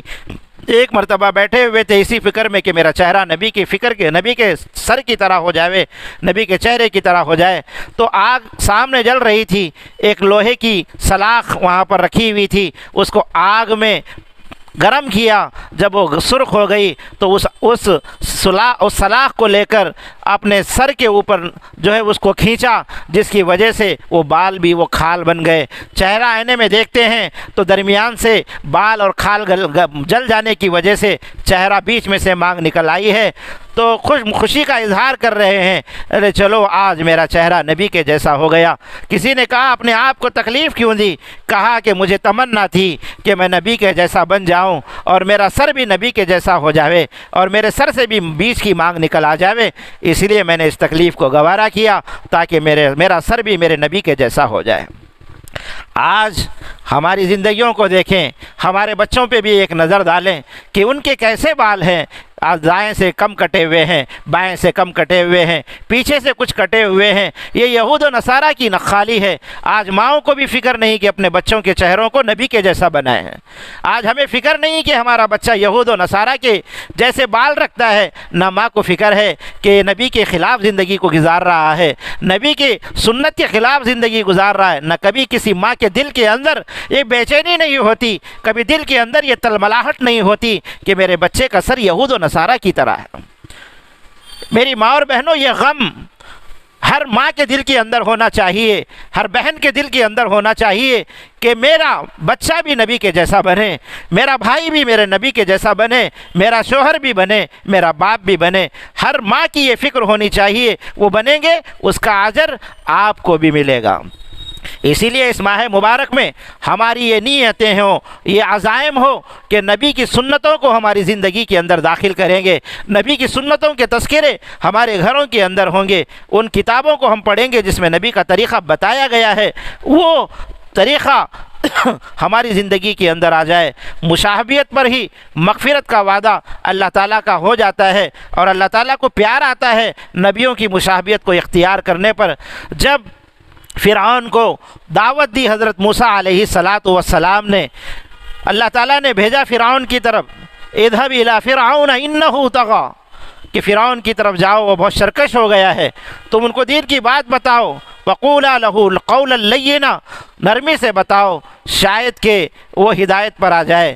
موسیٰ علیہ السلام دین کی اس کو دعوت دیے کہ تو خدا نہیں، اللہ ایک ہے، وہ رب ہے، تیرا رب ہے، میرا رب ہے، دعوت دی لیکن ماننے کو تیار نہیں ہوا۔ موسیٰ علیہ السلام نے اپنے اس معجزے کا اظہار کیا جو عصا اللہ تعالیٰ نے دیا تھا، تو اس نے جادوگروں کو بلوایا ایک میدان کے اندر اور جادو کا مقابلہ کروایا۔ موسیٰ علیہ السلام جبے میں آئے اور جادوگر اپنے مخصوص لباس میں آئے تو فرعون نے کہا موسیٰ علیہ السلام کو مقابلہ تبھی ہوگا کہ تم ان جیسے کپڑے پہن لو۔ ایک پروٹوکول ہوتا ہے، ایک تہذیب ہوتی ہے کہ سارے میدان کے اندر فرعون بھی اور اس کا لشکر بھی اور ساری قوم آئی ہوئی ہے مقابلہ دیکھنے کے لیے جادوگروں سے۔ معجزے کا مقابلہ ہے، فرعون کا مقابلہ، فرعون کے جادوگروں سے مقابلہ ہے۔ لیکن موسیٰ علیہ السلام نے کہا جو جھبا میں پہنا ہوں اس کو اتارنے کو تیار نہیں۔ غرض فرعون نے جادوگروں سے کہا کہ یہ اپنا لباس تبدیل کرنے کو تیار نہیں ہے، تم اپنا لباس تیار کرو، موسیٰ کے جیسا لباس تم بھی پہن لو۔ تو سارے جادوگروں نے موسیٰ علیہ السلام کے جیسا جھبے پہنے اور مقابلہ ہوا۔ مقابلے میں جادوگر ہار گئے اور اللہ تعالیٰ نے اس عصے کو اسدہ بنایا، ان کے سارے جادوگروں کے سانپوں کو نگل گیا۔ تو انہوں نے کہا کہ یہ کوئی جادو نہیں ہے بلکہ ایک معجزہ ہے، اور انہوں نے ایمان قبول کر لیا، اور ایمان کو اللہ تعالیٰ نے ان کو ایمان نصیب کیا۔ تو حضرت موسیٰ علیہ السلام کوہ طور پہ گئے اور کہا کہ اے اللہ، تو نے جادوگروں سے مقابلہ کرنے کے لیے مجھے وہاں بھیجا تھا، میں نے ان کو کوئی دین کی دعوت نہیں دی، نہ تیری وحدانیت کو بتایا، میں تو جو ہے مقابلے کے لیے اس میدان میں اترا تھا، نہ میں نے ان کو دین کی دعوت دی، لیکن تو نے ان جادوگروں کو ایمان دے دیا اور ایمان کو قبول کروایا، ان کے حصے میں تو نے ایمان عطا کیا، اور جس کی وجہ سے جس کو سمجھانا تھا فرعون کو، تو نے اس کو ایمان اور ہدایت سے سرفراز نہیں کیا بلکہ جادوگروں کو تو نے ایمان دیا۔ تو اللہ تعالیٰ نے حضرت موسیٰ علیہ السلام سے فرمایا اے موسیٰ، میں نے دیکھا کہ تمہارا جیسا لباس ان جادوگروں کا لباس ہے، تو تمہاری نقل اور مشابہت اختیار کرنے پر میری رحمت جوش میں آئی کہ میرے نبی کا جیسا حلیہ انہوں نے بنایا ہے، تو کیوں نہ میں اس حلیے کے بنانے کی وجہ سے ایمان کی توفیق ان کو دے دوں۔ میں تمہاری مشابہت کو اختیار کرنے کی وجہ سے ایمان کی دولت سے ان کو سرفراز فرمایا ہے۔ تو میری ماں اور بہنوں، صرف نبی کی مشابہت کی وجہ سے ان کو جنت مل گئی، ایمان مل گیا۔ اگر ہم اپنے نبی کی مشابہت کو اختیار کریں گے تو جنت کی کیا کیا لازوال نعمتیں میری ماں اور بہنیں ہمیں ملیں گی۔ تو ہم کو بھی نبی کا طریقہ اپنی زندگی کے اندر لانا ہے، نبی کی مشابہت ہماری زندگی کے اندر لے کر آنا ہے۔ جس سے مشابہت ہوتی ہے وہ اس سے پیار کرنے لگتا ہے۔ واقعہ لکھا ہے کہ ایک بوڑھی عورت تھی جس کا ایک بچہ تھا، جوان بچہ مر گیا، وہ اپنے بچے کے غم میں رہا کرتی تھی۔ ایک بچہ اسکول جایا کرتا تھا उस बच्चे को देखती तो उस बच्चे की शक्ल में उसको अपने बच्चे की शक्ल नज़र आती, उस जैसी मुशाहबियत थी तो बच्चे को बुलवाती और उसको प्यार करती, बोसे लेती, घर में कुछ खाना बनवाती, उसको खिलाती और अपने उस बच्चे से कहती, बेटा तू रोज़ाना मेरे पास आया करना, तुझे देखने से मेरी आंखें ठंडी होती है। गर्ज़ वो बच्चा आ जाता क्योंकि उसको खाने पीने की चीज़ें भी मिल जाया करती थी, वो आते रहता था। एक मर्तबा उस बच्चे ने उस बुढ़िया से पूछ लिया, अम्मा जान क्या बात है, आप मुझसे इतनी मोहब्बत करती हैं और खिलाती हैं पिलाती हैं, मुझसे कोई आपका ताल्लुक़ नहीं है, नसबी ताल्लुक़, मैं अनजान और आप पराई हैं, लेकिन मुझे रोज़ाना बुलाती हैं, प्यार करती हैं और कुछ ना कुछ खिलाती हैं, कुछ पैसे भी देती हैं। तो वो माँ कहने लगी, बेटा माजरा ये है कि मेरा एक बच्चा था, वो फौत हो गया, हूबहू तेरे ही जैसा था, तेरी ही शक्ल थी, तेरी ही मुशाहबियत इसके अंदर थी। जब भी तुझे देखती हूँ अपना बच्चा याद आता है और मैं तुझे खिलाती हूँ तो मैं ऐसा महसूस करती हूँ कि अपने बच्चे को खिला रही हूँ, और जब मैं तुझे प्यार करती हूँ तो ऐसा महसूस होता है कि मैं अपने बच्चे को प्यार कर रही हूँ। सिर्फ मुशाहबियत की वजह से मेरी माँ और बहनों जो है, एक माँ जो है दूसरे बच्चे से मोहब्बत करने लग जाती है तो अल्लाह ताला उस उम्मती से कितनी मोहब्बत करेंगे जो नबी की मुशाहबियत को अपनी मुशाहबियत बनाएगा। बच्चे, अब तुम्हारा बच्चा कोई तस्वीर खिंचवाता है, कोई कार्ड बनाना है, वोटर आईडी कार्ड बनाना है, पासपोर्ट बनाना है, एक फ़ोटो फालतू में आ गई घर में रख देता है, अब वो माँ के पास होती है, उस माँ से कहो कि इस फ़ोटो को उस कोई आग में जला दे, ये आग है चूल्हे की आग में जला दे या मोमबत्ती की आग में जला दे, वो माँ नहीं जलाएगी। मैं अपने बेटे की तस्वीर क्यों जलाऊं? कि माँ अपने बेटे की तस्वीर को जलाना गवारा नहीं करती। अल्लाह ताला उस उम्मती को कैसे जहन्नम में जलाएंगे जो नबी की तस्वीर होगा, नबी के हूबहू होगा, नबी के मुशाबे होगा, जैसे माँ तस्वीर को जलाना गवारा नहीं करती। ये तो माँ जो माँ है, लेकिन अल्लाह ताला की जो रहमत है 70 माँओं से ज़्यादा मोहब्बत करने वाली। अब नबी की जैसी शक्ल बनाएगा, नबी की जैसी तस्वीर को बनाएगा तो मेरी माँ और बहनों, उस बंदे को अल्लाह ताला जहन्नम में कैसे जलाएंगे जैसे माँ अपने बच्चे की तस्वीर को जलाने को तैयार नहीं। क्यों? क्योंकि उसका तरीक़ा नबी पाक सल्लल्लाहु अलैहि वसल्लम के तरीक़े के मुताबिक है, तो जो है अल्लाह को प्यार आएगा और अल्लाह ताला उसकी मग़फ़िरत का सामान कर देंगे। तो हमारी ज़िंदगियों को नबी के तरीक़े के मुताबिक ढालना, जैसे सहाबा ढाले थे। हज़रत हुज़ैफ़ा इब्न यमान रज़ियल्लाहु अन्हु फ़ारस गए और वहाँ के ऐवान में पहुँचे, पार्लियामेंट में पहुँचे, दस्तरखान पे आपको बिठाया गया, खासिद बनकर गए हैं, नुमाइंदा बन के गए हैं अपने मुल्क का, इस्लाम का, वहाँ पर बात रखनी है तो वहाँ पर आपको दस्तरखान पे बिठाया गया और खाने की पेशकश की गई। आप भी खाने के लिए दस्तरखान पे बैठ गए, एक लुक़मा आपके हाथ से दस्तरखान पे गिर गया दस्तरखान पे गिर गया तो उसको उठाकर खाने लगे। वहाँ के दरबारी ने आपके हाथ को पकड़ लिया और कहा कि हज़रत, ये जो ऐवान है, ये पार्लियामेंट है, ये महल है, ये कैसर व किसरा का है, ये सुपर पावर ताकत है, यहाँ पर बड़े मुहज़्ज़ब लोग बैठे हुए हैं, तहज़ीब वाले लोग बैठे हुए हैं, बड़े आला मनसब और आला नसब के लोग बैठे हुए हैं। ऐसी जगह पर आपका ये अमल लोगों की निगाहों में ज़िल्लत व ख़ारी का ज़रिया बनेगा। आप सारों की निगाहों में ज़लील हो जाएंगे। खाने के डिश रखे हुए हैं, जितना चाहें आप उसमें से ले लें, ये गिरे हुए लुक़मे को क्यों आप उठाते हैं? कुर्बान जाइए सहाबा की ज़िंदगी पर। ना उन्होंने जो है ज़िल्लत को देखा, ना इज़्ज़त के मनसब को देखा, ना लोग क्या कहेंगे इसको देखा, उस लुक़मे को उठाने लगे। उठाकर कह रहे हैं, अतरुकु सुन्नत हबीबी लिहाउलाइल हुमक़ा, क्या इन बेवकूफ़ों की वजह से मेरे महबूब सल्लल्लाहु अलैहि वसल्लम की सुन्नत को छोड़ दो? ये हरगिज़ नहीं हो सकता। कि ज़िंदगी के मैदान में अमल करके बताया, ऐवानों में अमल करके बताया। आज हम अपनी ज़िंदगियों का जायज़ा लें। हमें शर्म आती है सुन्नतों पे चलने पर, हमें शर्म आती है नबी के तरीक़ों पर ज़िंदगी गुजारने पर, हमें शर्म आती है नबी के तरीक़े के मुताबिक खाने पर, हमें शर्म आती है नबी के तरीक़े के मुताबिक शादी ब्याह करने पर। आज हम रस्म व रिवाज में मुब्तला हैं। हल्दी की रस्म, मेहंदी की रस्म, जो है चप्पल की रस्म, चोटी की रस्म, कितनी रस्में आज हम करके फ़ख्र महसूस कर रहे हैं। और नबी के तरीक़े के मुताबिक एक सुन्नत سنت کو کرنا جو ہے آج ہمیں گوارا نہیں۔ اللہ کے نبی نے فرمایا من تمسکا بسنتی عند فساد امتی، کہ اس وقت میری ایک سنت کو زندہ کرنا جب میری سنتوں کا مذاق اڑایا جا رہا ہو، میری سنتوں کو حقارت کی نظر سے دیکھا جا رہا ہو، اس وقت میری ایک سنت کو زندہ کرنا 100 شہیدوں کے برابر ثواب اس کو ملے گا، اس کے برابر اس کو اجر ملے گا۔ تو میری ماں اور بہنوں، یہ وہ زمانہ ہے کہ جہاں پر سنتوں کا مذاق اڑایا جا رہا ہے، تو ہم کو سنتوں کو اپنی زندگی کے اندر لے کر آنا ہے۔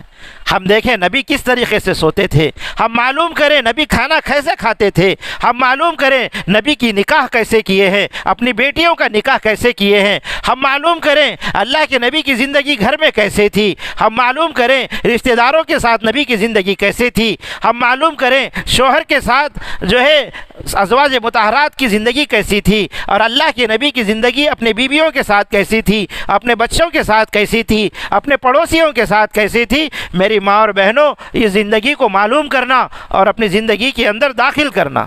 آج ہم نے ڈراموں کو دیکھ کر ڈراموں کی تہذیب کو زندگی میں لایا ہے، ڈراموں کو دیکھ کر ان جیسے لباس ہم پہنتے ہیں، ڈراموں کو دیکھ کر اس جیسی تہذیب پر ہم اپنی زندگی کو گزارنے کو فخر محسوس کر رہے ہیں۔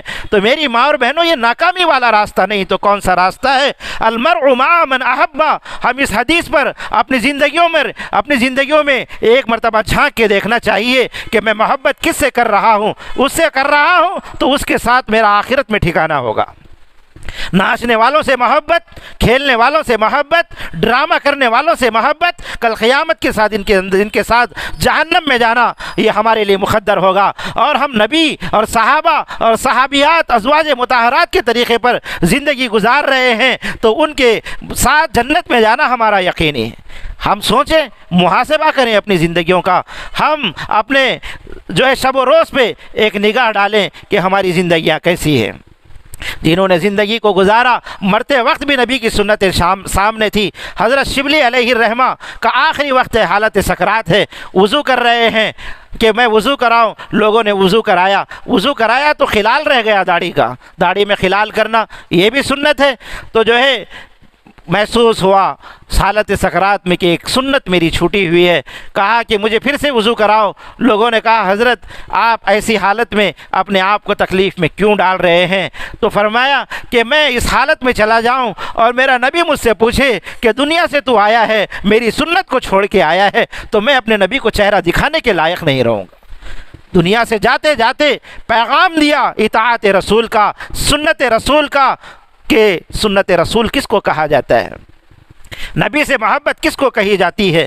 یہ پیغام میری ماں اور بہنوں وقت کے خطبوں نے، اولیاء اللہ نے امت کو دے کر بتایا ہے کہ زندگی کے ہر چیز میں نبی کی سنت کو تلاش کرتے تھے۔ قاسم نانوتوی رحمۃ اللہ علیہ ہندوستان کی آزادی میں بڑھ چڑھ کر حصہ لیے۔ انگریز افسر نے وارنٹ جاری کر دیا، حکم سنا دیا کہ قاسم نانوتوی رحمۃ اللہ علیہ کو جہاں بھی ہے تلاش کر کے پھانسی دے دی جائے، اور ان کا موت کا پروانہ لکھ دیا۔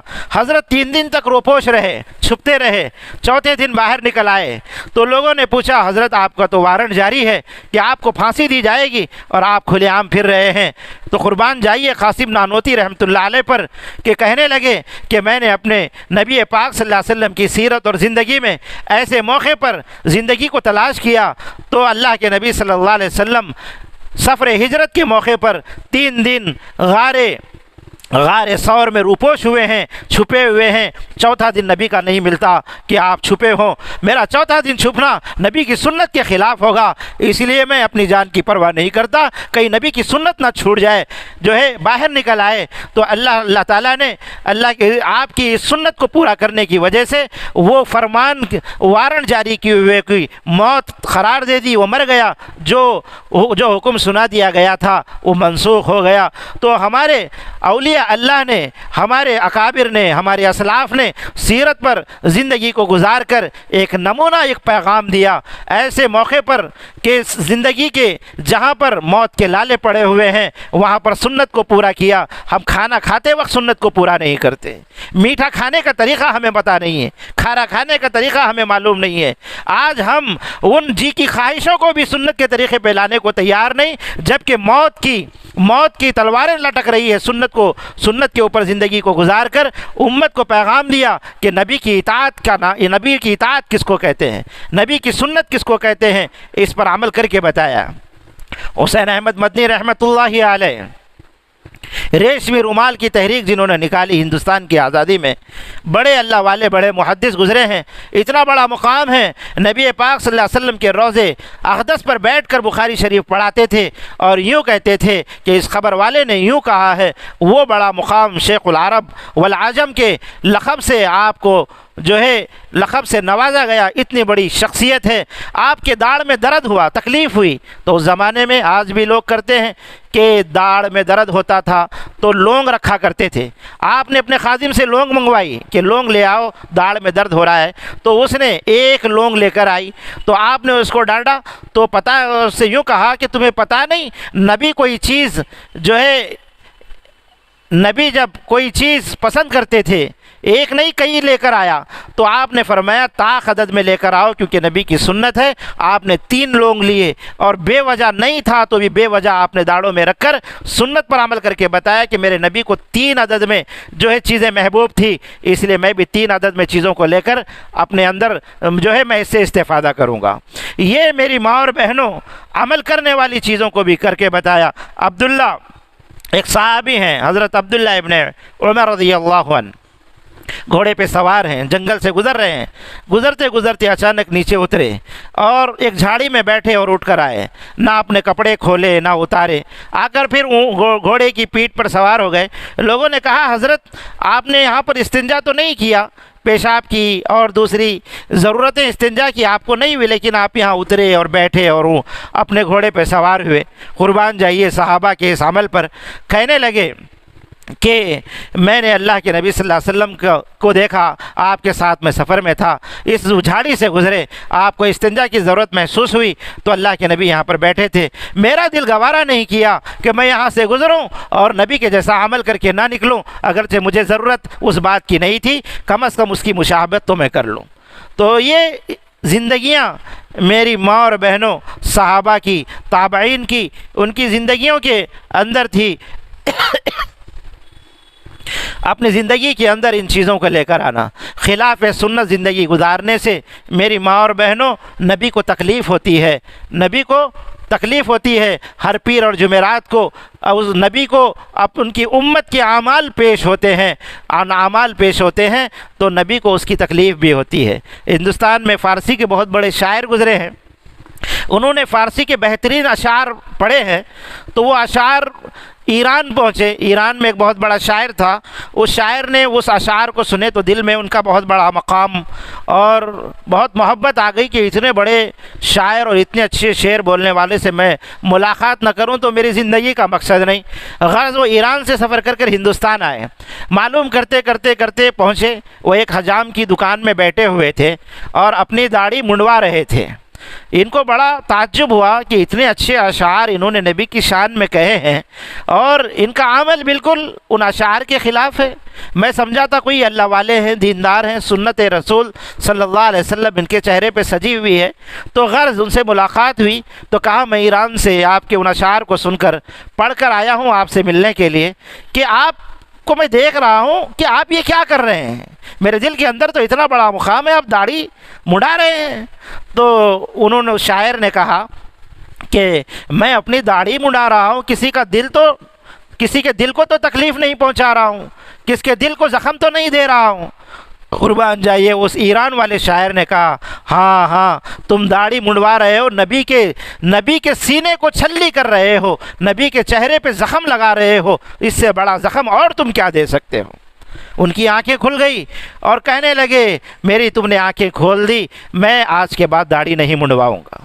نبی کی سنت ہے، آج 99% مسلمان داڑھی منڈواتا ہے، داڑھی منڈوا کر اللہ کے نبی کے چہرے کو زخم آلود کر دیتا ہے، سینے کو زخم آلود کر دیتا ہے، لیکن اس کو فکر نہیں ہے۔ داڑھی رکھنا واجب ہے۔ ہمیں بہت سی ذرائع سے باتیں ملتی ہے کہ بعض عورتیں بھی ایسے مردوں کو پسند نہیں کرتی جس کے چہرے پر داڑھی ہو۔ لعنت ہو ایسی عورتوں پر جو نبی کا چہرہ انہیں پسند نہ آتا ہو، اور رشتے کے موقع پر ایسے لڑکے کو منتخب کرتے ہوئے، پسند کرتے ہوئے تمہیں حیا آتی ہے اور تم ایسے لڑکے کو پسند کرنے سے انکار کر دیتے ہو۔ کل قیامت میں اللہ کے نبی تم کو پہچاننے اور پسند کرنے سے انکار کر دیں، ارے تمہیں میرا چہرہ پسند نہیں تھا، آج مجھے تم پسند نہیں ہے۔ تو میری ماں اور بہنوں، سنت کے مطابق زندگی لانا آج بیٹھی ہوئی آئی ہوئی مائیں اور بہنوں کا یہ کام ہے کہ یہ عزم، یہ حوصلہ ارادہ کر کے جائیں۔ اپنے شوہروں کو آپ ترغیب دیں، آپ کے ترغیب دینے پر وہ نبی کے چہرے والا بن جائے گا، اس کے چہرے پہ داڑھی سنور جائے گی۔ اللہ تعالیٰ نے چہرے پہ بال اس لیے دیے ہیں کہ مرد کا حسن ہے، یہ اس کی مردانگی ہے۔ عورت کو اللہ تعالیٰ نے چہرے پہ بال نہیں دیے کیونکہ یہ عورت کا حسن ہے، مرد کو اس لیے دیے ہیں کہ اس میں مرد کا حسن ہے۔ اس لیے میری ماؤں سے میری یہ درخواست ہے، بہنوں سے اور بیٹیوں سے، کہ وہ اپنے گھر کے افراد کو ترغیب دیں۔ آپ کا ترغیب دینے سے وہ سنت پہ آئیں گے، اس کا اجر ایک ایک بال داڑھی کے رکھنے پر جو اجر ان کو ملے گا وہ اجر آپ کو بھی ملے گا۔ آپ ترغیب دیں اپنے باپ کو کہ ابا جان آپ کا چہرہ نبی کے جیسا ہو جائے، کل قیامت میں اللہ کے نبی آپ کو پہچانیں گے، آپ داڑھی رکھ لیجئے۔ شوہر کو آپ ہزاروں باتوں پہ منوا لیتی ہیں، کپڑوں کے لیے منوا لیتی ہیں، ساز و سامان کے لیے منوا لیتی ہیں، ہر چیز منواتی ہیں، داڑھی رکھنے سے بھی منوا لیجئے۔ آپ کہہ دیجئے کہ آپ خوبصورت نظر آئیں گے اگر چہرے پہ داڑھی آ جائے گی۔ آپ کے اس بول سے وہ چہرے پہ داڑھی سجانے والے بن جائیں گے تو نبی کی ایک عظیم ترین سنت کو وہ پورا کرنے والے بنیں گے، یہ اس کا اجر بھی آپ کے نامہ اعمال میں ہوگا۔ اس لیے آپ نیتیں کریں، حوصلے اپنے اندر کریں کہ ہم اپنے گھر کے افراد کو داڑھی رکھوائیں گے۔ داڑھی عظیم ترین سنت ہے، اللہ کے نبی پہچاننے سے انکار کر دیں گے۔ خبر میں، حشر میں اور پلسرات پر اور حوض کوثر پر آتا ہے حدیث میں کہ اللہ کے نبی ان کو پہچاننے سے انکار کریں گے جو نبی کی سنتوں کو چھوڑیں۔ اس لیے آج کا ہمارا یہ کہنا سننا جو ہے کامیاب ہو جائے گا اگر ہمارے گھر میں ایک فرد کے چہرے پر بھی داڑھی آ جائے گی۔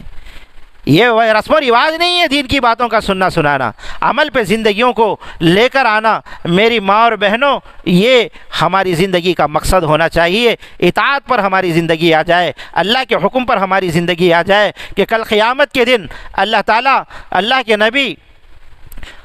کے نبی ہمیں پہچان جائیں۔ اس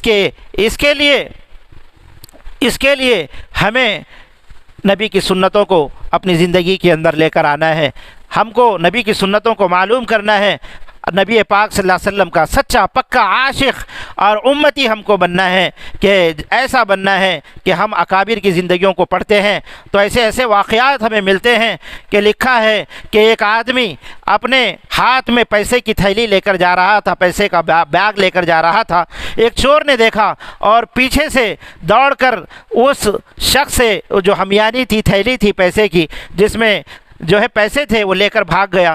چند قدم آگے چلا تھا کہ ٹھوکر لگی اور گر گیا، وہ نابینا ہو گیا۔ غرض رونے لگا اور یہ کہا لوگوں سے کہ میں اندھا ہو گیا ہوں اور میرے اس جرم کی یہ سزا ہے، فلاں اللہ والے سے میں نے تھیلی چھینی ہے، مجھے فلاں مقام پر لے کر چلو، وہاں پر میں نے تھیلی چھینی تھی۔ غرض لوگوں نے اس کو پکڑ کر وہاں پر لے کر گئے، وہاں پر تلاش کیا کہ فلاں آدمی سے میں نے تھیلی چھینی تھی، وہ ملتا نہیں، اس کو یہ رقم پہنچانی ہے تاکہ وہ بددعا دیا ہوگا اور اس کی بددعا سے میری آنکھوں کی روشنی چلی گئی۔ غرض معلوم کیا تو پتہ چلا کہ جس کی تھیلی تھی وہ چل چکے ہیں۔ تو تھوڑی دیر لوگوں نے، ایک حجام کی دکان تھی تو اس نے کہا کہ یہاں پر ہی آئے تھے، میں ان کو جانتا ہوں، نماز کے اوقات میں آتے جاتے رہتے ہیں۔ غرض فقیر وہیں بیٹھا رہا، تھوڑی دیر کے بعد ان کا گزر ہوا جس سے تھیلی چھینی تھی، تو وہ فقیر ان سے لپٹ گیا، رونے لگا کہ تمہاری بددعا سے میری آنکھیں چلی گئی، یہ تمہاری تھیلی لے لو اور مجھے معاف کر دو۔ ان اللہ والوں نے کہا کہ جس وقت تو میری تھیلی کھینچ کر چلا تھا اسی وقت میں نے معاف کر دیا تھا۔ بڑا تعجب ہوا اس فقیر کو، کہنے لگا تم نے اسی وقت مجھے معاف کیوں کر دیا؟ تو کہنے لگے وہ اللہ والے کہ حشر کا میدان ہوگا، میں نے سنا ہے کہ امت کا ہر عمل نبی پاک صلی اللہ علیہ وسلم کے سامنے آئے گا اور اس کا حساب و کتاب ہوگا، تب اللہ کے نبی جنت میں جائیں گے، جب تک نہیں جائیں گے جب تک اپنی پوری امت کا حساب و کتاب نہ ہو جائے۔ میں نے اس لیے معاف کر دیا کہ تیرا میرا مقدمہ بھی حشر کے میدان میں ہوگا اور اللہ کے نبی کے سامنے پیش ہوگا، اس لیے میں نے یہیں معاف کر دیا کہ تیرا میرا حساب و کتاب ہو جائے، اتنی دیر اللہ کے نبی کو جنت میں جانے میں تاخیر ہو جائے، اس لیے میں نے یہ معاملہ حشر میں نہ جائے، اسی لیے میں نے یہاں پر ہی معاف کر دیا۔ کیسی محبت اللہ کے نبی صلی اللہ علیہ وسلم سے کہ حشر میں جو ہے ہمارا معاملہ اللہ کے سامنے نہ جائے، یہ فکر، یہ کڑھن میری ماں اور بہنوں جو ہے ہماری زندگی کے اندر پیدا ہو جائے تو زندگی کا ہر رخ جو ہے کامیابی اور ہدایت اور نبی کی سنت کی طرف چلے گا۔ اگر ایسا رخ ہمارا نہیں ہے تو ہمارا ہر طریقہ یہود و نصارہ اور نبی کے خلاف والی زندگی کی طرف چلے گا۔ واقعات میں لکھا ہے کہ انگریزوں کا دور تھا ہندوستان کی آزادی سے پہلے، تو انگریز ہندوستان کے مذہبی مقامات کو آ کر اس کے نقش و نگار کو دیکھنے آتے تھے، تو ایک انگریز افسر دلی کی جامع مسجد کو آیا دیکھنے کے لیے کہ نقش و نگار ہیں اور غیروں کو اللہ کے گھر کے پاس آنے پر سکون ملتا ہے۔ اندر تو داخل نہیں ہوتے تھے لیکن دروازے پر ہی دیکھ کر پورا مسجد کا جو ہے معائنہ کر لیا کرتے تھے۔ غرض وہ انگریز افسر جامع مسجد دہلی آیا، سیڑھیوں پر چڑھا تو وہاں پر ایک لنگڑا فقیر بیٹھا ہوا تھا۔ جب اس افسر کو دیکھا تو اس نے انگریزی تہذیب میں اس کو سلیٹ مار کر سلام کیا، اور فقیر سلام کرنے پر اس انگریز نے اپنا بٹوا نکالا، پاکٹ نکالی اور اس میں سے کچھ پیسے نکال کر اس فقیر کو دیے۔ وہ فقیر پیسے لے لیا، وہ بٹوا رکھتے ہوئے اس کے جیب سے وہ پاکٹ اور بٹوا نیچے گر گیا چند قدم کے بعد، اور وہ وہاں سے چل دیا۔ اب اس کی نگاہ اس فقیر کی اس بٹوے پہ پڑی تو اس نے اس کو اٹھایا اور آواز دی، لیکن مجمع اور بھیڑ کے اندر آواز اس کے کان میں نہیں پڑی، وہ انگریز افسر چلا گیا۔ غرض بات آئی اور چل دی، اس فقیر نے وہ بٹوا اپنے پاس جس میں بہت سے روپیے، پیسے اور ضروری کاغذات تھے اٹھا کر اپنے پاس رکھ لیے۔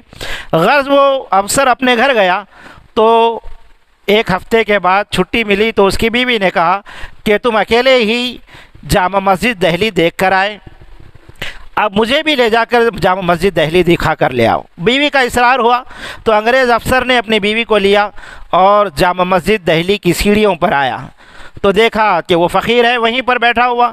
پھر اس نے سلیٹ ماری تو کچھ اس نے نکال کر دینا چاہا تو اس فقیر نے وہ بٹوا نکال کر اس انگریز افسر کو دیا۔ اس انگریز افسر نے بڑے تعجب سے اس فقیر کو دیکھا اور اس بٹوے کو کھول کر دیکھا کہ جتنے پیسے اس بٹوے میں تھے جوں کہ توں پورے کے پورے پیسے رکھے ہوئے ہیں، 1 روپیہ بھی اس میں کم نہیں ہوا ہے۔ تو اس کو بڑا تعجب ہوا اور اس نے کہا کہ پاکٹ مجھ کو دے دیتے، لیکن پیسے تو نکال لیے ہوتے، کچھ نہ کچھ تو نکال لیے ہوتے، تھوڑے بہت نکال لیے ہوتے، پورے نکال لیے ہوتے، یا بٹوا ہی نہیں دیا ہوتا۔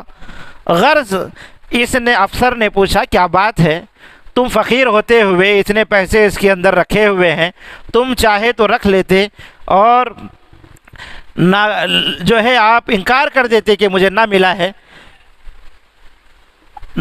انکار کر دیتے، مجھے آپ نہیں دیتے۔ تو اس فقیر کی عشق رسول کا، عشق و محبت کی مثال دیکھیے، کتنا عشق اس فقیر کے اندر ہے۔ کہنے لگا کہ میں نے اپنے علماء سے سنا ہے حشر کا میدان ہوگا، ہر امت اپنے نبی کے پیچھے ہوگی اور حشر کے میدان میں اپنی امت ہر نبی کے پیچھے کھڑی ہوئی ہوگی، تم اپنے نبی عیسیٰ علیہ السلام کے پیچھے کھڑے ہوئے ہوگے اور میں میرے نبی محمد الرسول اللہ صلی اللہ علیہ وسلم کے پیچھے کھڑا ہوا ہوں گا۔ اچانک تمہاری نگاہ مجھ پہ پڑے گی اور تم اپنے نبی سے یوں کہیں گے کہ محمد صلی اللہ علیہ وسلم کا امتی دنیا میں میرا بٹوا لیا تھا، آج مجھے اس کا حساب دلوا دیں۔ وہ آپ کے نبی میرے نبی سے یوں کہیں کہ اے نبی، اے محمد صلی اللہ علیہ وسلم، آپ کے امتی نے میرے امتی کا بٹوا لیا ہے۔ اس وقت میرے نبی کو شرم آئے گی تو میں اپنے نبی کو کیا منہ دکھاؤں گا، اس لیے میں نے یہ بٹوا تمہیں دے دیا ہے کہ کل آخرت میں میرے نبی کو رسوائی کا منہ دیکھنا نہ پڑے، اس لیے میں نے یہ بٹوا تمہیں دے دیا ہے۔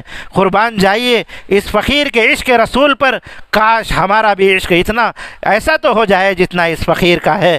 تو میری ماں اور بہنوں، یہ ربیع الاول کے مہینے کا یہ سبق ہے، یہ پیغام ہے، یہ درس ہے کہ نبی سے محبت عشق رسول یہ ہے کہ نبی کو ہم نہ حشر میں تکلیف دینے والے بنے، نہ خبر میں دینے والے بنے، نہ دنیا میں نبی کو، نبی پاک صلی اللہ علیہ وسلم کی رسوائی کا ذریعہ بنے۔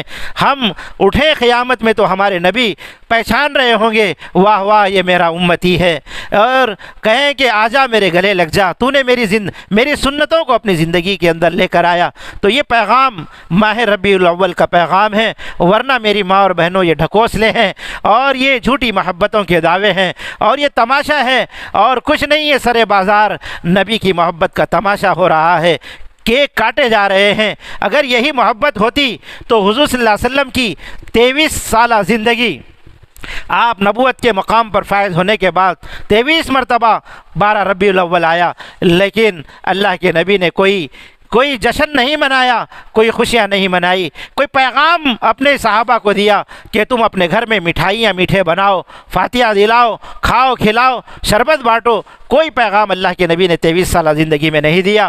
حضرت ابوبکر کا دور آیا، آپ خلیفہ بنے، 2-2.5 سال ربیع الاول آیا، کوئی جلسہ جلوس نہیں ہوا، کوئی ربیع الاول نہیں منایا گیا۔ حضرت عمر کا دور 11 سال آیا، حضرت عثمان کا رضی اللہ عنہ کا 11 سال کا دور آیا، حضرت علی کا 10 سال کا دور آیا، حضرت معاویہ رضی اللہ عنہ، حسن و حسین رضی اللہ عنہما، بڑے بڑے امام آئے، امام مالک، امام شافعی، امام احمد ابن حنبل، ان کا دور آیا، لیکن کسی کے دور میں نہ 12 ربیع الاول منایا گیا، نہ جشن و جلوس نکالا گیا۔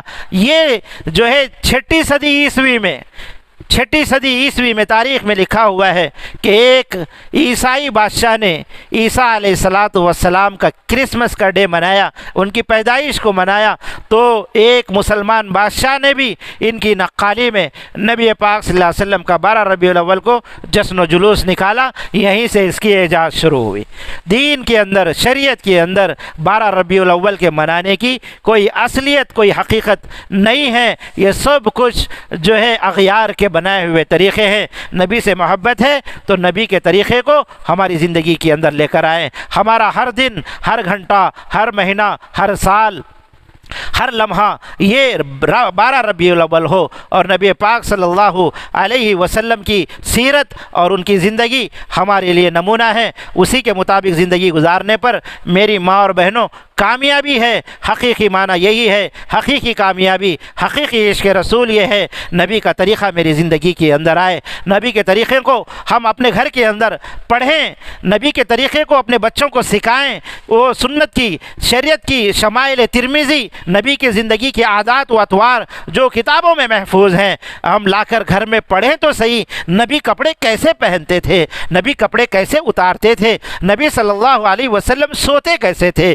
جاگتے کیسے تھے، آپ مسکراتے کیسے تھے، آپ چلتے کیسے تھے، آپ کا ایک ایک لمحہ، ایک ایک سیکنڈ میری ماں اور بہنوں محفوظ ہے، محفوظ جیسے قرآن ہے، اللہ کے نبی کی زندگی بھی محفوظ ہے۔ ہمیں اللہ کے نبی صلی اللہ علیہ وسلم نے غیروں کے حوالے نہیں کیا، اپنی زندگی کو نمونہ بنایا ہے۔ ہم عہد کریں اور یہ ارادے کریں آج سے کہ اپنی زندگی کو نبی کی سیرت سے اور نبی پاک صلی اللہ علیہ وسلم کی سنتوں سے مزین کریں گے۔ ہماری زندگی کو ہم یہود و نصارہ کے طریقے کے مطابق نہیں چلائیں گے، گھر کے اندر سنت اور شریعت پہ اپنی زندگی کو چلائیں گے۔ اللہ تعالیٰ ہم کو نبی کا سچا پکا عاشق بنائے، سنتوں کا شوق و ذوق ہمارے اندر پیدا فرمائے، سنتوں کے مطابق زندگی کا گزارنا اور اس کی لچک اور اس کا مزہ اللہ تعالیٰ ہمارے اندر پیدا فرمائے۔ وآخر دعوانا الحمدللہ رب العالمین۔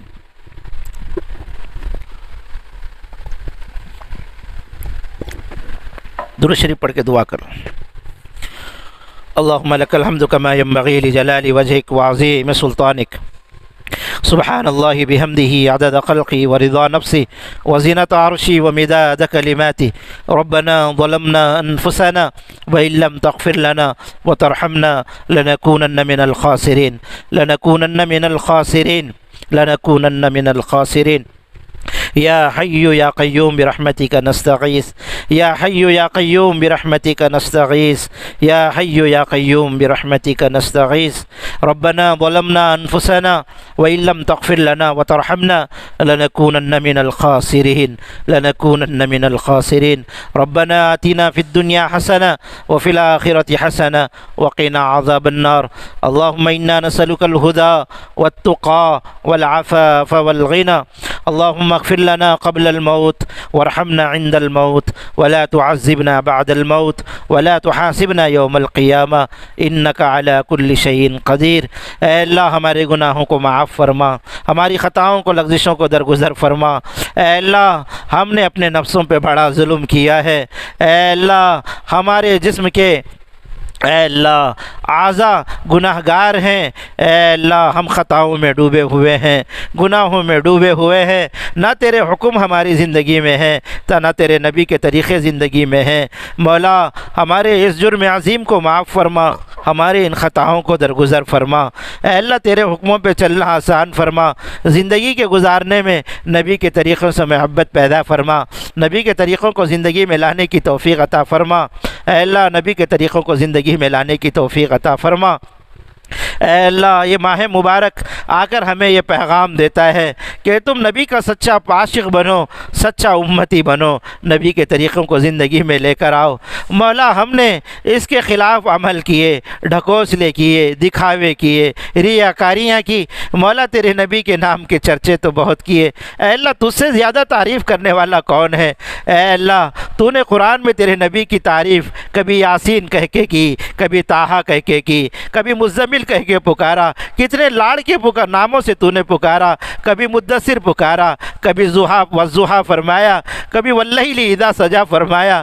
مولا تو نے فرمایا الم نشرح لک صدرک، اے اللہ تو نے ہی فرمایا ووضعنا عنک وزرک، اے اللہ ورفعنا لک ذکرک۔ اے اللہ تیرے نبی کے قصیدے تو نے قرآن میں پڑھے ہیں۔ اے اللہ ہماری محبت اور ہمارے دعوے اے اللہ یہ سب جھوٹے اور ڈھکوسلے ہیں۔ اے اللہ ہمیں سچا پکا عاشق بنا دے، نبی کے طریقے پہ زندگی گزارنے والا بنا دے، جیسے صحابہ اپنے نبی کے عاشق تھے اور عامل بھی تھے، ہمیں بھی عاشق بنا اور نبی کی سنتوں کا عامل بنا۔ اے اللہ عامل بھی بنا، عاشق بھی بنا۔ اے اللہ حشر کے میدان میں ہمیں ایسے اعمال کر کے جانے والا بنا، حوض کوثر پہ تیرا نبی ہمیں پہچانے، مولا ایسی شکل و صورت لے کے جانے والا بنا۔ ایسا نہ ہو کہ ہمیں دھتکارا جا رہا ہو اور کہا جا رہا ہو کہ یہ کون ہے، میں ان کو نہیں پہچانتا۔ اے اللہ ایسے حالات ہم پر آنے سے ہمیں ہماری حفاظت فرما لے، ہم اپنے نبی کا سچا پکا نبی امتی بنا لے، سنتوں پر عمل کرنے والا بنا دے۔ یہ آئی ہوئی ماں اور بہنوں کو قبول فرما دے، اے امت کے ہر فرد پر نبی کے چہرے کی سنت اے اللہ سجانے والا بنا دے۔ ہماری ماؤں کی آنکھوں میں حیا کا سرما دے دے، اے اللہ ان کے سروں پر حیا کا دوپٹہ دے دے، اے اللہ ان کی زندگیاں سیرت اور سنت پہ چلانے والا بنا دے۔ اے اللہ نبی کی محبت میں درود کا پڑھنا آسان فرما دے۔ اے اللہ نبی کی محبت میں صبح شام درود کا پڑھنا آسان فرما دے، حقیقی محبتوں سے ہمیں مزین فرما دے، یہ کہنے اور سننے کو قبول فرما دے۔ اے اللہ کہنے سننے کو ہمیں قبول فرما دے۔ اے اللہ وہ فقیر جیسی محبت تو ہمارے اندر پیدا فرما دے، جو آخرت میں نبی کے سامنے رسوا ہونے سے بچ کر اپنے انگریز کو وہ اپنا بٹوا دے دیتا ہے۔ اے اللہ ہمیں بھی کوئی ایسا عمل کرنے والا بنا دے کہ نبی کی رسوائی آخرت میں نہ ہو اور نبی کو منہ دکھانے کے ہم قابل تو بنے۔ اے اللہ ایسا عمل کرنے والا بنا دے۔ اے اللہ یہ جتنی مائیں آئی ہیں ان کے آنے کو قبول فرما دے، ان کی جھولیوں کو بھر دے، ان کے جائز تمناؤں کو پورا کر دے، ہماری اولاد کو فرما بردار بنا دے۔ اے اللہ دیندار بنا دے، گھرانوں میں برکتیں عطا فرما، ہر قسم کے گھرانوں میں خاندانوں میں اے اللہ جو کجیاں ہیں اے اللہ جو ناراضگیاں ہیں ان کو دور فرما دے، دلوں کے اندر محبتیں پیدا فرما، کدورتوں کو اے اللہ باہر نکال دے، محبتیں پیدا فرما، ہمارے گھروں کو جنت کا نمونہ بنا دے۔ اے اللہ جنت کا نمونہ بنا دے، اور یہ نمونہ سنت اور شریعت سے بنتے ہیں، سنت اور شریعت کو ہماری زندگی میں لانے والا بنا دے۔ ہماری زبان کو غیبت سے، چغلی سے، جھوٹ سے، اے اللہ آنکھوں کو بے حیائی سے، اے اللہ کانوں کو بے حیائی کے سننے سے اے اللہ ہماری حفاظت فرما، ہمیں نبی کے جیسا لباس پہننے والا بنا، نبی کے جیسے اطوار سے محبت کرنے والا بنا، نبی کا چہرہ دیکھ کر خبر میں پہچاننا آسان فرما، آخرت میں نبی کا اے اللہ نبی کی معیت نصیب فرما، اے اللہ نبی کی معیت نصیب فرما، اے اللہ جو کہا گیا سنا گیا اے اللہ عمل کی توفیق عطا فرما، اے اللہ جو مانگا گیا اس کو بھی قبول فرما، یہ بہنیں مائیں بیٹھی ہوئی ہیں ان کے جائز تمناؤں کو پورا فرما، مولا ہم نے اپنی حیثیت کے موافق مانگا ہے، اے اللہ آپ اپنے شایان شان ہم سب کو نصیب فرما، ربنا تقبل منا انک انت السمیع العلیم وتب علینا انک انت التواب الرحیم والحمد للہ رب